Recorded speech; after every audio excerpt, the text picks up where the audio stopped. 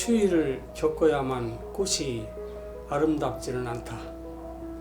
너와 나 눈이 닿는 찰나 뜨거움에 꽃이 피었지. 사랑은 가슴이 저리고 그 다음에 보고 싶어 오금이 저려왔다. 그대와 나는 하자는 일마다 잘 끄덕이기에 둘이는 같이 눈을 감는다. 소설이나 시, 영화처럼 자극적이고 세상을 들썩일 요란한 사랑은 아닐지라도 서로 없어서는 안 될 부부의 사랑 이야기를 담은 자작시를 읽어주는 남자. 젊은 날 연서를 받았을 때처럼 배꽃 같은 미소를 보이는 시인의 아내. 시에 대한 꿈 하나만 욕심내며 살아온 남자. 삶이 시고 시가 삶인 유재봉 시인을 만나봅니다.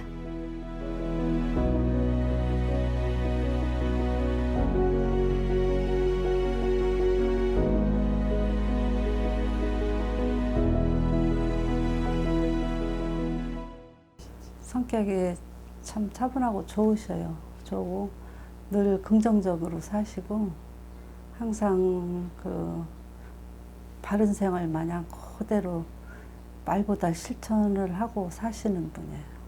그런 분의 또 늘 남편으로서도 그렇고 가장으로서도 그렇고 일단 다 자기가 다 책임을 지고 살고 가고 있어요. 늘 그냥 동기간한테 그렇게 신경을 많이 쓰시고 자식들한테도 뒷바라지 다 해서 그냥 다 그리고 그렇게 늘 그냥 긍정적으로 사시는 분의 한 사람 중에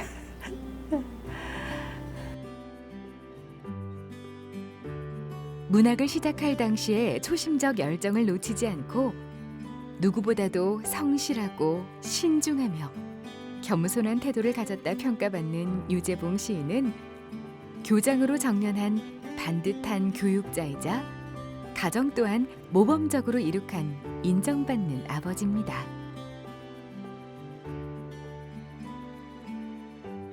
등단 30년 시력의 유재봉 시인은 오랜 시간 시를 탐닉하며 절대 예술의 경지에서 느끼는 카타르시스를 맛보기 위해 하루도 시를 생각하지 않은 적이 없고 시를 손에서 놓은 적이 없는 성실한 시인입니다.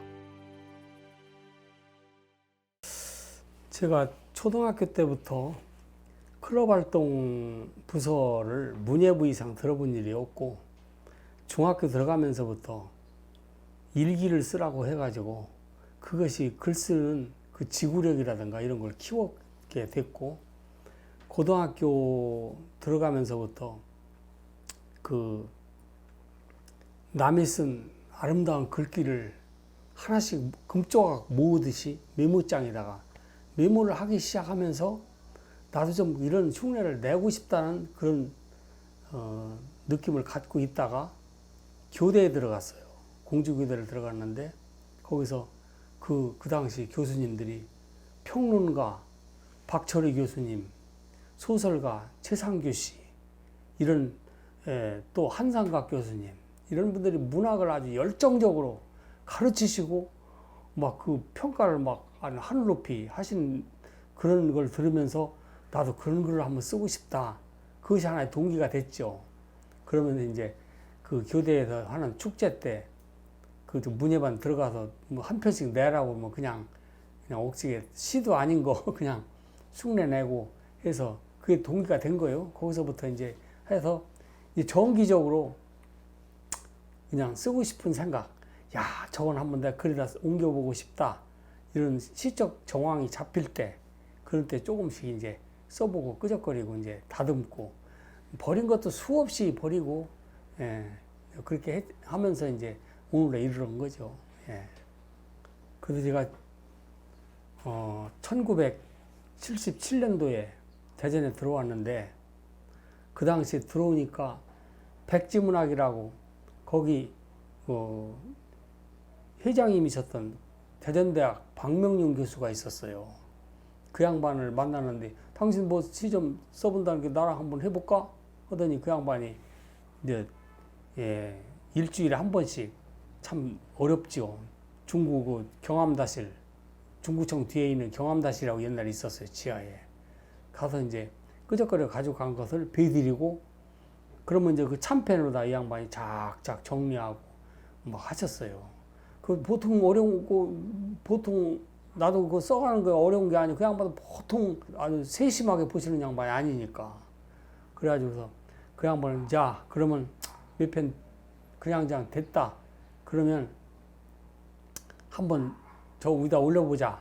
그래서 시대문학에서 거기 여름호 이 신 작품상을 모집하고 있으니까 한번 거기 응모해봐라.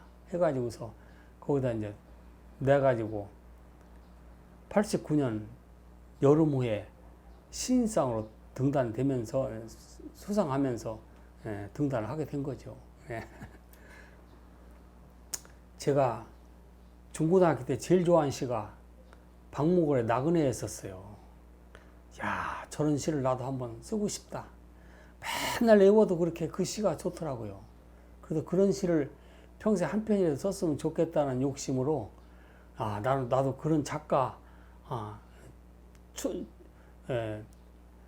반열에 지금 초임자로다가 들어섰다 하는 그 긍지가 있었어요. 그래서 한번 늘 그 시인들은 다 그럽니다. 교과서에 시 한 편 실리면 실리면 그게 최고 영광이라고 합니다. 성공한 작가라고들 보통 얘기를 하고 그래서 저도 그런 쪽으로다가 한번 노력을 해봐야겠다는 그 기쁜 뭐라고 할까 희망이라고 그럴까 그런 성취의 어느 날을 바라보면서 아주 대단히 좋았죠. 기쁨이 좋았죠. 42년간 교직에 헌신한 유재봉 시인은 학생들을 지도하면서 밝은 빛도 보고 어두운 터널도 수없이 지나왔지만 제자들과 어울려 지내온 교육 현장에서 귀한 인연을 맺고 그 아이들의 날개에 힘을 길러주고 상한 날개는 치료해주면서 아이들이 고운 빛깔을 가지고 건강하게 맑고 밝게 훨훨 날 수 있도록 끝까지 맡은 소임을 다한 진정한 교육자입니다. 그래서 저는 제 나름대로 국어 교육의 목표를 학생들이 생각과 뜻을 말과 글로 잘 표현할 수 있는 애들을 기른다. 그것을 염두에 뒀어요. 그래서 일단은 제가 중학교 들어갔을 때 일기를 처음 썼던 것처럼 일기 쓰기를 강요했습니다. 아주 강요하다시피 하고 제가 일주일에 한 번씩은 꼭 일기장 검사를 했어요. 내용은 안 보고 그냥 날짜하고 내용을 썼으면 그냥 쓴 걸로 해서 애들한테 돌려주기도 하고 그래서 나중에 걔들도 1년 동안 일기 써보기는 나중에 성년에서 만나면 처음이라고 그래서 글 좀 몇 자 써본 것 같다고 그래서 좋아하는 애들도 있고 그랬었어요. 아까 그 습작기에 박명용 교수님을 말씀드렸죠. 그 양반이 참 어떤 때는 시를 다 참편해서 그 쓰면 남는 줄이 하나도 없을 때가 있더라고. 이게 주제가 뭡니까? 막 하면 어디로 들어갈 데도 없고 그렇게 됐던 적도 있었는데 제가 숭전대학교 국어교육과를 나와가지고 거기를 나왔는데 그때 그 서울대학교 김대행 교수 서울대학교로 가신 김대행 교수님이 있었어요. 김대행 그 양반이 얼마나 시학에 대해서 아주 진하게 가르치셨고 그래서 그때 또 윤사마 교수님이라고 또 한 분 있었어요. 현단 시인으로 그런 분들한테 그 시를 읽고 보여드리고 하면서 영향도 받았지만 제일 모은 것은 그 충남대학교 제가 교육대학원 국어교육과를 들어갔는데 최원규 교수님이라고 아주 최고 선임 교수이셨는데 대학원 시절에 그 시학 강의를 엄청나게 잘하셨어요. 그 시는 이렇게 써야 한다, 저렇게 써야 한다. 그 시학을 아주 깊게 가르치셨고, 한용운, 만해 한용운 아주 최남선 이 양반들, 또 특히 우리나라 청록파 시인들 세 사람, 박목월, 박두진, 조지훈, 이 양반들의 시를 갖다가 아주 전 강의를 통해서 다른 거 안 하셨어요. 강의도 많이 하셨지만, 최고 많이 하셨지만 주로 시 쪽으로만 하셨어요. 그래가지고 저는 그 뒤로도 그 시를 쓸 때마다 그런 생각을 좀 많이 합니다. 그래서 지난번 5시집은 우리 최원기 박사님이 해설을 써주셨어요. 시를 쓰는 기본 원리, 상식적으로도 보아서 시가 시로서 성립할 수 있는 요건, 이런 것들을 아주 잘 해주셔가지고 좀 도움이 엄청 크고 자문이 되고 있죠. 저는 아까도 말씀드렸지만 시적 정황이 있는 상황을 포착하면 메모를 합니다. 막 후리노트로 막 해요. 그 첫째 큰 개념은 뭔 얘기를 쓰겠다, 뭔 얘기를 쓰고 단락의 요점을 이렇게 합니다. 한 4년, 5년 이 단락의 요점을 잡아서 그걸 그 자리에서 후리노트로 막 하는 거예요.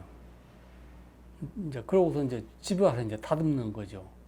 예를 들자면 제가 음악감상이라는 시를, 연작시를 한 10편 쓴 적이 있어요.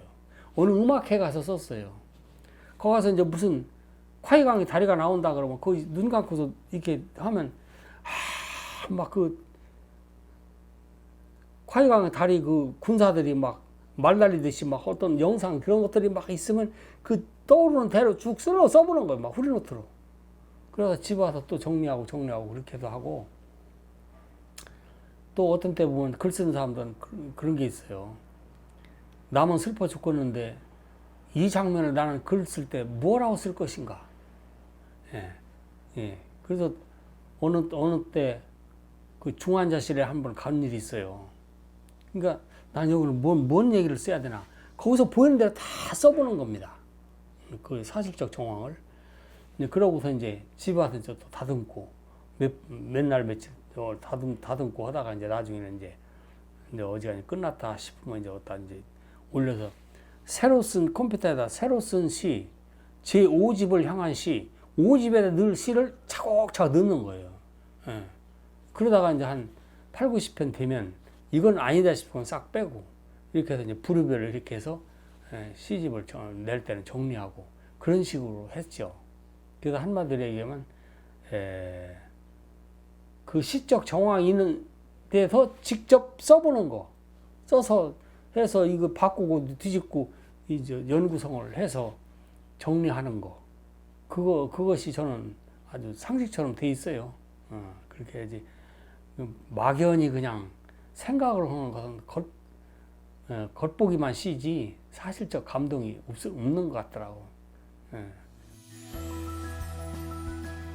시는 시인을 부르고 꽃은 벌을 부릅니다. 그리고 여기 시와 꽃 모두에게 부름을 받는 황홀한 사람, 농사짓고 양봉하는 시인 유재봉 시인이 있습니다. 태어난 집도 유난히 높다. 먹이 곳간에서 놀고 먹고 살아 일꾼들이 좋아하지 않는다. 거울을 자주 보며 머리를 단정히 하고 구두를 깨끗이 닦고 어떤 날을 꿈꾸는지 부산이 움직인다. 벌꿀을 모으기 위한 꿀벌의 쉴 틈 없는 날갯짓과 시어를 모으기 위한 시인의 부지런함이 꼭 닮았습니다. 농사는 육신적인 힘과 몇 년간의 경험으로 기본적으로는 질 수 있어요. 그러나 시는 뭐 많이 한다고 오래 한다고 되는 것도 아니고, 제가 보기에는 많이 읽고 많이 써보고 많이 생각해보고 이 삼사라는 게 있어요. 삼다. 그래서 그런 쪽으로 시를 써야 된다고 보고, 농사는 일단은 일차적인 수확을 거둘 수도 있지만 시는 그 버려야 할 것들이 너무 많고, 그래서 보통 시들을 생각할 때 일차적인 감정과 느낌과 영혼에 이르기까지 감동을 주어야 하기 때문에 상당히 더 어려운 것으로 생각이 됩니다. 그래서 그렇게 오래까지 감동을 주는 시는 우리 저 최원규 박사님의 얘기를 들어보면 애매하게 써라, 모호하게 써라, 의미가 확 금방 안에 들어오지 않게, 이건가 저건가 싶지 않게, 4월은 잔인한 달이다, 이런 식기가 있죠. 예, 그런 것처럼, 그래서 애매, 모호, 또 다의가 있어요. 마늘 따자, 뜻의 자, 뜻이 여러 가지로 분화돼서 생각하게 하는 그런 시를 써야 사람들 마음에 오래도록 잊혀지지 않는다. 그런 시를 쓰고 좋은 시를 쓸 수 있다. 농사는 멋있는 농사도 지면은 수확을 더 많이 하겠지만, 시는 뭔가 그렇게 습작 과정에서 있어서도 많이 생각하고 많이 써보고 많이 읽어보고, 남의 작품, 시 같은 시를 많이 읽어봐야 해요. 시도 같지 않은 시를 많이 읽어보면 그건 공부가 안 되는 거예요. 그래서 많이 읽고 쓰고 생각하는 거, 그런 과정을 거쳐야 좋은 시가 될 수 있다고 봐서, 그런 시가 명작이 될 수 있다고 그렇게 생각을 합니다. 독자들의 마음에 던지는 보석 같은 언어들. 그 언어로 만든 유재봉 시인의 시는 시인의 품에서 숨을 얻고 독자들의 품에서 세상을 보는 눈이 되어 주었습니다. 어떤 시든 간에 일차적인 의미로 읽어보고 나서 의미가 통하면 다시 읽고 싶지 않은 생명이 짧은 시가 된다고 봅니다. 그래서 뭔가 그 시를 읽으면 바람직하게는 그림을 보는 듯한, 또는 음악 소리가 날 듯한, 조각 작품성이 있어 보일 듯한 그런 시를 좀 쓰고 싶은 것이 제 소망입니다. 그래서 입체감도 있고, 그래서 어떻게 보면 그것들이 시, 소설, 수필, 회화, 조각, 음악들이 한 가지